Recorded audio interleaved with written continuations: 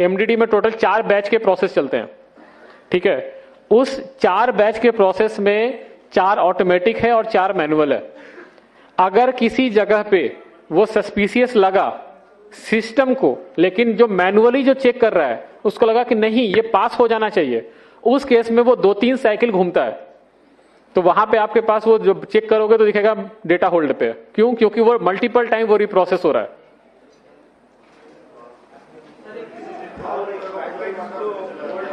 एक 1 by 1 आप कोई माइक देंगे प्लीज?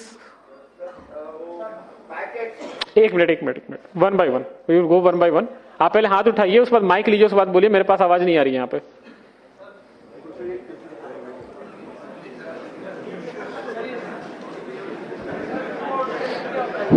हेलो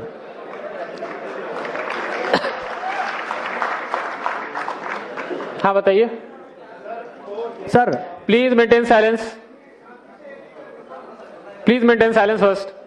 सर जब एनरोलमेंट करते हैं, सर मैं इधर एनरोलमेंट करते हैं, एक बंदे की मशीन है, उसमें वो बंदा एनरोलमेंट करता है, उसमें एनरोलमेंट लिखा हुआ आ रहा है enrolment got rejected due to technical reason.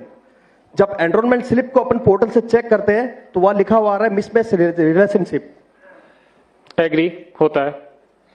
पर क्यों सर, होता है जी आपको नहीं पता क्यों होता है? नहीं। किसी को पता है रिलेशनशिप मिसमैच क्यों होता है?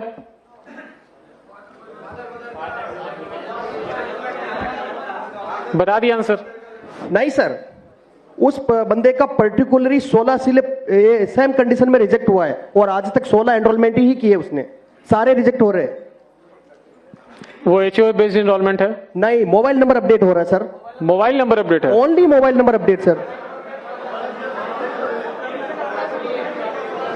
एक मिनट मेंटेन साइलेंस।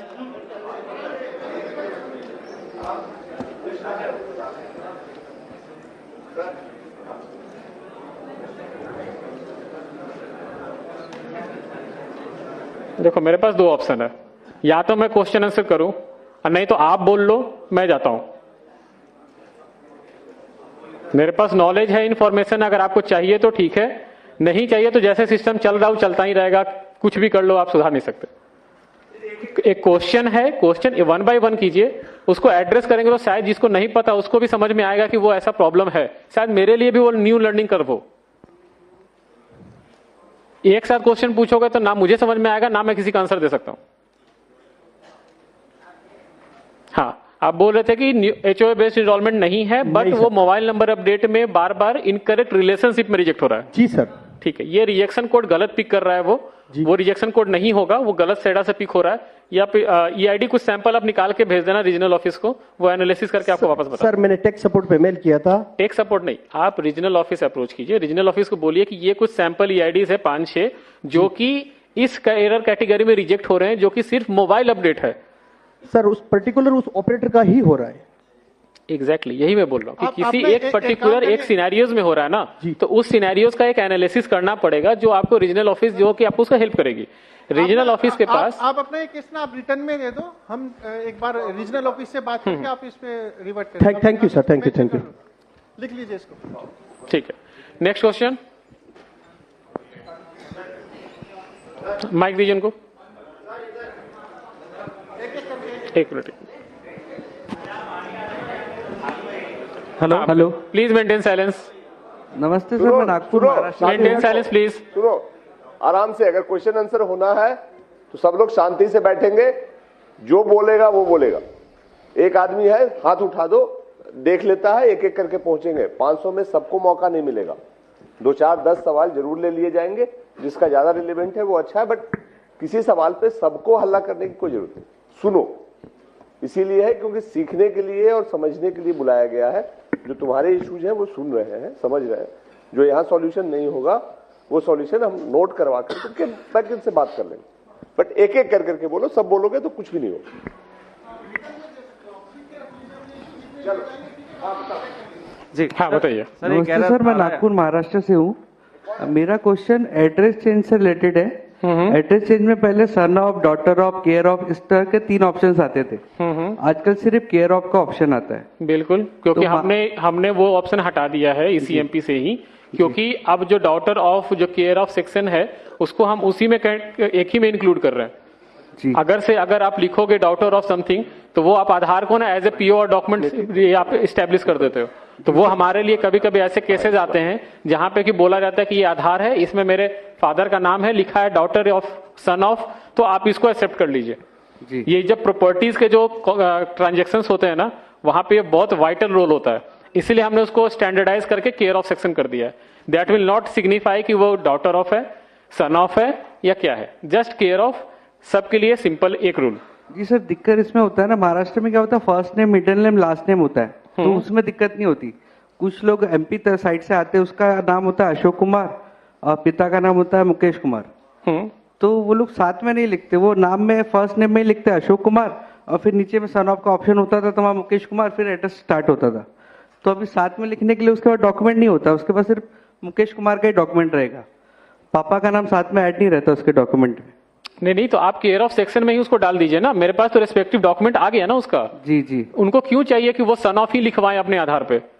तो क्योंकि वो नाम के साथ ऐड नहीं होता ना उनके पापा का नाम, वो साथ में सिर्फ फर्स्ट नेम और कुमार ऐड करवाते हैं बस। एग्जैक्टली वही मैं बोलना चाह रहा हूँ कि जो रेसिडेंट के पॉइंट ऑफ व्यू से सोच रहे हैं, आप आधार के पॉइंट ऑफ व्यू से सोचिए कि अगर मैंने ये लीनियंसी दी, तो कल को कोई भी जो नेम अपडेट होता है, वो नेम अपडेट भी कोई एक ID प्रूफ दिखा के वो कर लेगा। जो एक पैन कार्ड दिखाएगा, वो बोलेगा कि ऊपर मेरा नेम है, नीचे फादर नेम है, आप उसको पिक कर लो। मैं क्यों पिक करूं उस चीज को? इसीलिए हमने उसको स्टैंडर्डाइज कर दिया है कि नहीं, केयर ऑफ सेक्शन ही रहेगा। आप जो एनरोलमेंट स्लिप में आप डालोगे, उसके कॉरेस्पॉन्डिंग जो डॉक्यूमेंट होगा, वहां पे अगर उनका नाम होगा तो वेल एंड गुड है, नहीं होगा तो हम उसको रिजेक्ट करेंगे। जी। और सर, एड्रेस से रिलेटेड एक और क्वेश्चन है, अगर इलेक्ट्रिसिटी बिल हम ऐड कर रहे हैं प्रूफ ऑफ रेसिडेंट में, सुनो, बाकी लोगों को भी समय दो। सर सेम एड्रेस से रिलेटेड पूछ रहा हूँ। ठीक है, दूसरे लोग भी पूछ लेंगे। सर सर एक एरर आ रही है, हम अपडेट किया, कहां से बोल रहे हैं? जी सर। हाँ सर, आधार कार्ड अपडेट किया, 4 दिन बाद साइट पे स्टेटस चेक किया, आधार सक्सेसफुली अपडेटेड जनरेटेड, लेकिन डेटा उसका डाउनलोड कर रहे हैं तो पुराना ही डेटा उसका शो कर रहा है। बिल्कुल हो सकता है। आधार अपडेट होने के बाद जो मैंने FMS तक आपको फ्रॉड मैनेजमेंट सिस्टम तक समझाया था, उसके बाद एक प्रोसेस होता है UID पिकर। UID पिकर में क्या होता है कि अगर न्यू इनरोलमेंट है तो एक 12 नंबर का रैंडम जो डिजिट है वो पिक करके उसके साथ एसोसिएट होगा, या फिर अगर अपडेट है तो उस नंबर के साथ उसको लिंक करके आधार जनरेट किया जाता है, जो कि बाद में XML फाइल जनरेट होता है। आधार आपका अपडेट हो गया है, लेकिन जब तक XML फाइल जनरेट नहीं होगा तब तक आप उसको डाउनलोड नहीं कर सकते। XML फाइल बेसिकली जो आपका लुक एंड फील होता है ना, जो आप डाउनलोड करते हैं, उसको XML फाइल बोलते हैं। तो वो जब होगा तो फिर आप उसको डाउनलोड कर सकते हैं। 1 मिनट, कहां से? हाँ बताइए। वो कुछ बोलना चाह रहा था। हाँ बताओ। हाँ इधर।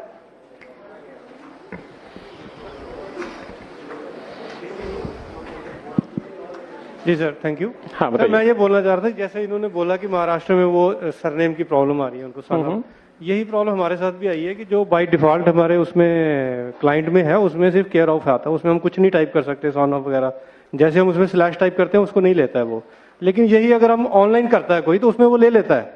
लोग हमारे पास आते हैं कि हमने उनको रिफ्यूज किया, हमने उनको बेवकूफ बनाया, लेकिन उन्होंने खुद किया या किसी और से ऑनलाइन करवाया उन्होंने, तो वो उनका बन के भी आ गया। ठीक है, वैलिड पॉइंट, नोटेड। हम देखेंगे इस पे, वैलिड पॉइंट है। हमारे टीम से कोई इस पॉइंट को नोट कर लीजिएगा कि ECMP क्लाइंट में ऑप्शन नहीं आ रहा है, SSUP में ही ऑप्शन है। Next question, 1 by 1।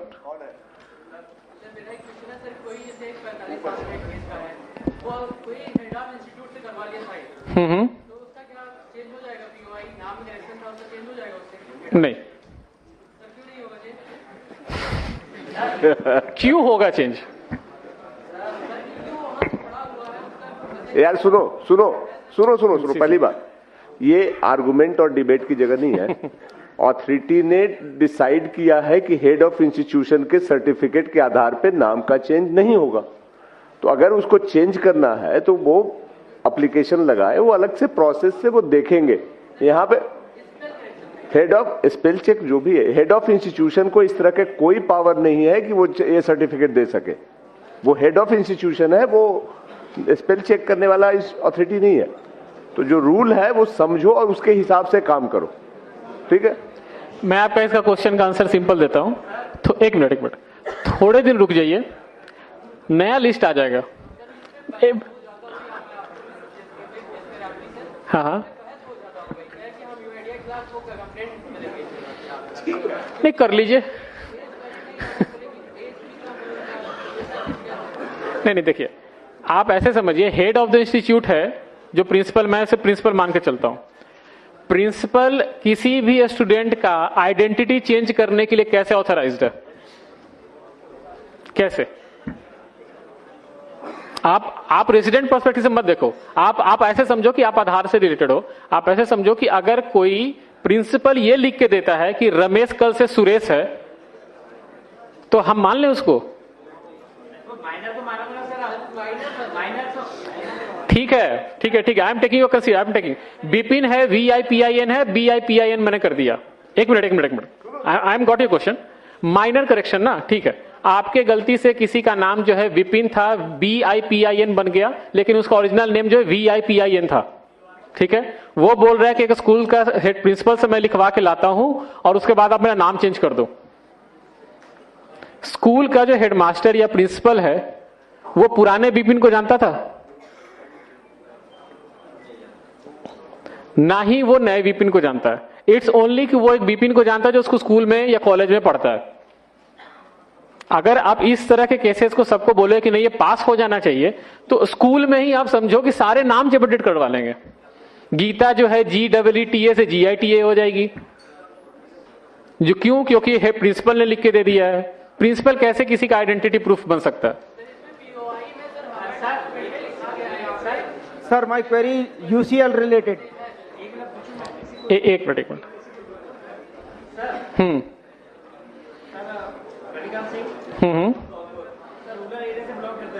हाँ बताइए। बच्चा 6 क्लास में पढ़ रहा है, ठीक है। ऐसे पर उसके आधार में रिकॉर्ड है PRABIN, ठीक है सर। डेट ऑफ बर्थ की जो भी है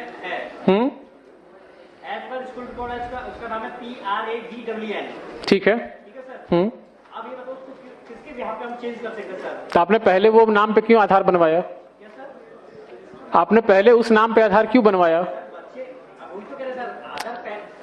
नहीं, सिंपल सॉल्यूशन है। आप RGI जाइए, बर्थ सर्टिफिकेट अपडेट करवाइए, इजी प्रोसेस है। बर्थ सर्टिफिकेट अपडेट करवाइए, हमें भी दे दीजिए, हम बर्थ सर्टिफिकेट बेसिस पे आपको तुरंत अपडेट कर देंगे। RGI जो ये गवर्नमेंट बॉडीज होती है, they are authorised to act as a POI। Principal headmaster नहीं ऑथराइज्ड है POI को प्रूफ करने के लिए। यार सुनो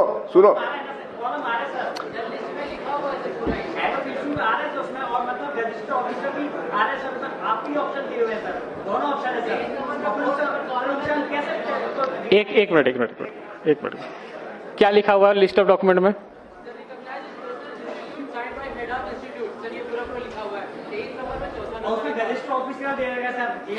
हमने, हाँ ठीक है।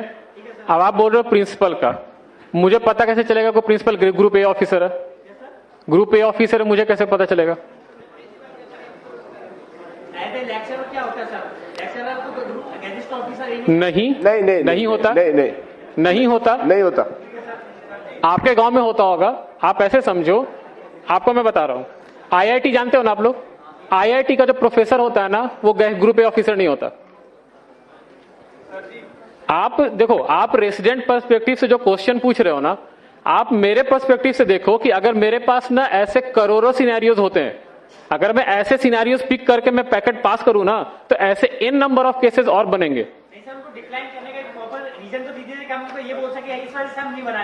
आप रेगुलर POI डॉक्यूमेंट लेके नहीं सी, आप देखिए, न्यू इनरोलमेंट जो है, आप सुनो, मेरा नाम XYZ था, ठीक है। XYZ मेरा नाम आधार में बन गया, ठीक है। XYZ आधार में नाम बन गया, अब मुझे उसको XYA करवाना है, ठीक है। आप कोई भी रेगुलर POI डॉक्यूमेंट ले आइए, हम उसे अपडेट कर देंगे, लेकिन ऐसे डॉक्यूमेंट लेके मत आइए जो कि किसी का डिक्लेयर्ड होगा। अब एक सवाल इधर से ले रहे हैं। एक minute sir my query UCL maintain silence first.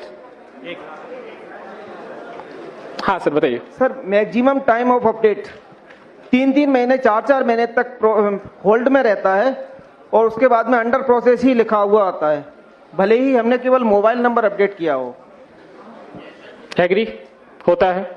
तो कोई सॉल्यूशन इसके लिए देखिए, ये जो है ये कोई इंटेंशनल प्रॉब्लम नहीं है। ये क्या होता है ना कि जब आप कोई भी आधार को अपडेट करते हैं, आप वहां पे बताते हैं कि मोबाइल नंबर अपडेट है, लेकिन जो प्रोसेस है पूरा अपडेट होने का, वो प्रोसेस तो वो ट्रैवल करेगा। उसके बीच में कहीं पे भी उस पैकेट का स्ट्रक्चर खराब हो गया ड्यू टू टेक्निकल रीजंस, मतलब टेक सेंटर में कुछ हुआ, हमने ईसीएमपी क्लाइंट वर्जन अपडेट कर दिया, या फिर कुछ अपडेट आ गए, इसकी वजह से क्या होता है कि उसका रैंडम में बीच रास्ते में उसका पैकेट का स्ट्रक्चर खराब हो जाता है। वो उसको बार बार रिकॉल करता रहेगा कि पुराने वाले आइडेंटिटी पे, कभी कभी पास कर जाता है, कभी कभी वो अंडर प्रोसेस अटक जाता है। कभी कभी ये भी होता है कि आप ईसीएमपी से डालिए, वो अंडर प्रोसेस है, एसएसयूपी से डालिए, वो पास पहले निकल जाता है। कई बार कस्टमर के पास में रिजेक्ट का मैसेज आता है और जब डाउनलोड करते हैं तो सही से डाउनलोड हो जाता है। हाँ बिल्कुल, वो देखिए हमने क्या बोला कि हमारा जो सेडा सिस्टम है, सेडा सिस्टम पे हमने अपडेट कर दिया, जो पोर्टल है या रेसिडेंट को जो मैसेज जा रहा वहां अपडेट नहीं हुआ, लेकिन जो उसका एक्सएमएल फाइल है वो जनरेट हो गया। उस केस में उसका आधार अपडेट हो चुका है, वो डाउनलोड कर सकते हैं, लेकिन जो पोर्टल जो आप बात कर रहे हो अंडर प्रोसेस है, वो वहां पे अपडेट नहीं हुआ है। सर एक चीज, ये वाइस वर्सा भी हो सकता है। ईसीएमपी में पैकेट को चेक किया जा सकता है, जबकि यूसीएल में हम चाहते हैं कि लास्ट में सबमिट करने से पहले एक बार हम पूरा व्यू करके देख लें कि हमने डाटा सही से अपडेट सही से डाटा डाला नहीं। सबमिट से पहले एक व्यू का ऑप्शन हो, रिव्यू का, तो उसमें सारी चीजें एक साथ दिख जाए, उसके बाद सबमिट हो। Valid point. टीम प्लीज इस पॉइंट को भी लिख लीजिए कि यूसीएल में अगर यूसीएल में जैसे ईसीएमपी में दिखता है, वैसे यूसीएल में भी ऑप्शन होना चाहिए समराइज सबमिट करने से पहले कि एक बार ऑपरेटर जो है चेक कर सके कि इस इंफॉर्मेशन को डाला वो सही है या नहीं। वैलिड पॉइंट है, टीम इस पर नोट कर लीजिए। Thank you. एक सर लैंग्वेज चेंज का ऑप्शन नहीं होता यदि किसी यूसीएल में यदि हमें किसी महाराष्ट्र वाले का डाटा अपडेट करना है, एड्रेस अपडेट करना है, उसके बाद में वैलिड डॉक्यूमेंट भी है, लेकिन हम उसे हिंदी लैंग्वेज में कन्वर्ट नहीं कर सकते, और महाराष्ट्रियन हमको आती नहीं है, कन्नड़ हमको आती नहीं है, केवल हम इंग्लिश में उसका डाटा अपडेट कर सकते हैं, लेकिन हिंदी में उसमें लोकल लैंग्वेज में क्या आ रहा है हम नहीं जानते। लोकल लैंग्वेज चेंज करने का ऑप्शन भी होना चाहिए ताकि हम हिंदी में उसका एड्रेस अपडेट कर सकें जो उसके वैलिड डॉक्यूमेंट में है। ठीक है, आपका क्वेश्चन का आंसर देंगे तिवारी जी, एक बार जाकर उनको आंसर दीजिए। नेक्स्ट क्वेश्चन पूछिए, आप जाकर उनको इन पर्सन आंसर दीजिए। यूसीएल क्लाइंट जो होता है ऑनलाइन चलता है और जो ईसीएमपी क्लाइंट होता है वो ऑफलाइन होता है। हम डेटा जो अपलोड करते हैं वो ऑनलाइन करते हैं, बट जो इनरोलमेंट न्यू या अपडेट करते हैं ऑफलाइन करते हैं ईसीएमपी क्लाइंट से। तो जो हमारा पहले आधार बन चुका है जिस लैंग्वेज में, उस लैंग्वेज को रेसिडेंट जब अपना थंब लगाता है तो डेटा फैच करके सिस्टम पर दिखाता है और उसी डेटा पे हम जो है अपना अपडेट करते हैं। तो हमारा ओल्ड डेटा ऑलरेडी जब सिस्टम में रखा हुआ है और हमारा ऑथेंटिकेशन करके वो भेज रहा है तो उसमें हम चेंज नहीं कर सकते हैं। आपको चेंज करने के लिए क्लाइंट के थ्रू अपलोड करेंगे तब जाके चेंज होगा, क्योंकि आपका उसमें बायोमेट्रिक लिया जाएगा।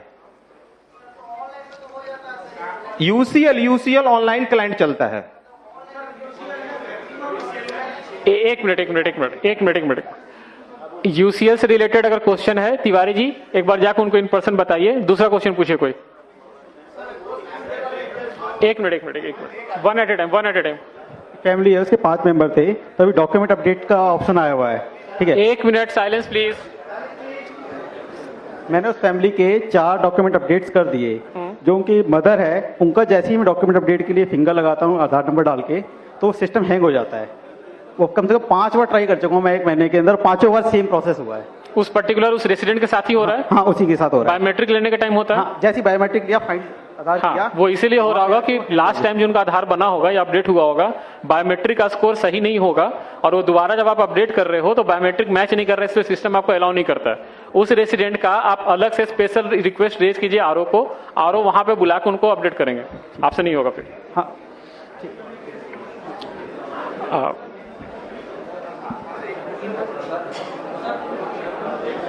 सर जैसे नेम की, डेट ऑफ बर्थ और जेंडर की लिमिट है, तो बायोमेट्रिक की लिमिट तो नहीं है? बायोमेट्रिक अपडेट करने की नहीं। यस। कोई लिमिट नहीं। हाँ, जितनी बार चाहे करवा सकते हैं। Thank you. चलिए क्लोज कर सकते हैं। बाकी सब आशीष, बाकी सवाल आप लोग अपने अपने लिख के दे दीजिए, हम लोग कलेक्ट कर लेंगे। हमारे ऑफिसर्स यहाँ पे हैं, दे विल कलेक्ट। आप एक काम कीजिए, देखिए सबका क्वेश्चन तो मैं नहीं ले सकता हूं। जो मोटा मोटी क्वेश्चन था और जो एरर था वो मैंने आपको समझा दिया। मेरे पास एक क्वेश्चन भी आया कि डेटा प्रोसेस एरर में क्यों रिजेक्ट होता है। मैंने अभी बताया आपको कि डेटा प्रोसेस और जो टेक्निकल एरर्स है ये इसलिए इसका नाम रखा गया क्योंकि इसका जो एग्जैक्ट डिटेल्स है वो अगर मैं आपको समझाऊं या रेसिडेंट को समझाऊं तो नहीं समझ में आएगा। आप एक काम कीजिए, आपके जो क्वेश्चंस हैं आप कंसोलिडेट करके सीएससी टीम लीडर्स को, मेंबर्स को दीजिए। वो एक बार उनके थ्रू हमारे पास आएगा, हम उसको एड्रेस करके आपके पास वापस भिजवा देंगे। ठीक है। और एक चीज, one last thing, please maintain silence. सब लोग प्लीज शांति बनाओ। सबके सवाल नहीं हो सकते हैं, बहुत कम समय उतना नहीं है, पर्पस वो नहीं है। उन्होंने बहुत कुछ बताया है, बाकी आप दे दो। लास्ट चीज आप, सॉरी सर एक मिनट, लास्ट चीज आप लोग एक बार ध्यान रखिए, न्यू इनरोलमेंट प्लीज। बैठ जाओ ऊपर, सुनो कौन है सरदार जी? बैठ जाइए आप लोग ऊपर सारे, प्लीज। न्यू इनरोलमेंट जो मैंने पहले भी बोला था, मैं फिर से लास्ट में बोल रहा हूं, न्यू इनरोलमेंट पे आप कोई लीनियंसी, कोई लिवरेज नहीं देंगे for the age group greater than 18 years. एक भी डॉक्यूमेंट में ओवरराइटिंग है, सस्पिशियस लग रहा है या कोई भी इशू आपके लेवल पे दिख रहा है, आप उसको एक्सेप्ट नहीं करेंगे, मेरे पास नहीं भेजेंगे आप उसको पैकेट को। हमारे पास स्ट्रिक्ट ऑर्डर है from ministry of home affairs on the new enrolment. आप इस चीज को सीरियसली लीजिएगा। न्यू इनरोलमेंट में अगर क्यूसी में पास होता है, क्यूसी विल बी पेनलाइज्ड, और इनरोलमेंट ऑपरेटर अगर हमें भेज रहा है वो भी पेनलाइज होंगे और ज्यादा होंगे, क्योंकि अब जितने आधार बन गए हैं मैक्सिमम लोग आइडेंटिटी चेंज करवा रहे हैं। और आइडेंटिटी चेंज करने के लिए जो मैंने आपको बताया था स्टैंडर्ड सर्टिफिकेट मैक्सिमम लोग यूज कर रहे हैं। आप स्टैंडर्ड सर्टिफिकेट नहीं लोगे for the name change, gadget notification हो ना हो doesn't matter, standard certificate is not applicable. ये 2 पॉइंट आप ध्यान रखेंगे आगे से जब भी इनरोलमेंट या अपडेट कीजिएगा। Standard certificate for old POI और न्यू इनरोलमेंट में हर एक टैब्स में मुझे डॉक्यूमेंट चाहिए और वैलिड डॉक्यूमेंट चाहिए। क्लियर है? Yes, no? Okay, thank you and have a good day.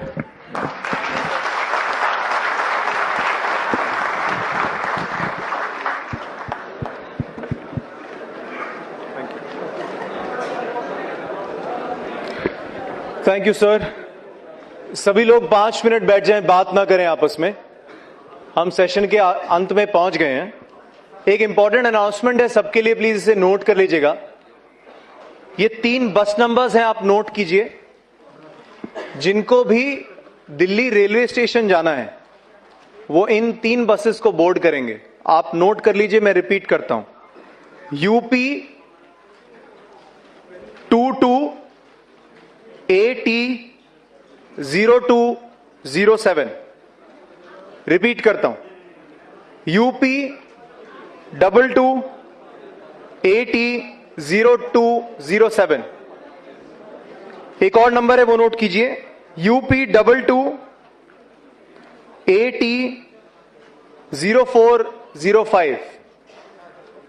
एक बार दोबारा बोलता हूं, UP 22 AT 0405 and last UP 22 AT 4711। UP 22 AT 4711। ये 3 बस नंबर्स हैं। गेट नंबर 3 के बाहर ये बसेस रहेंगी। सेशन के अंत में आप लोग ये 3 बसेस बोर्ड कर सकते हैं जिनको भी दिल्ली रेलवे स्टेशन जाना है। हम सेशन के अंत में पहुंच गए हैं और आपकी उत्सुकता और आपके सवालों को देखकर खुशी भी होती है, लेकिन बहुत सारे एक पॉसिबल नहीं है कि सबका सवाल हमने लिया जाए, इसलिए हमने लिखित तौर पे नई दिल्ली रेलवे स्टेशन है, नई दिल्ली के लिए। सो खुशी होती है आपके सवालों को देखकर और आज अच्छा लग रहा है कि आप सभी लोग आए। अंत में मैं हमारे एमडी सीईओ साहब श्री संजय कुमार राकेश जी से रिक्वेस्ट करूंगा फॉर वोट ऑफ थैंक्स। एक बार तालियों के साथ उसी एनर्जी को वापस लेके आएंगे जो सुबह थी हमारे लिए।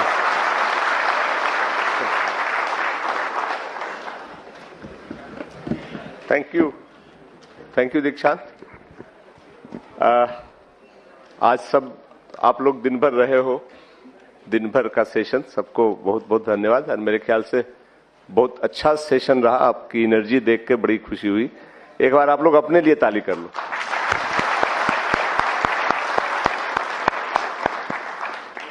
आज जो पर्पस था मेरे ख्याल से काफी हद तक सर्व हो गया।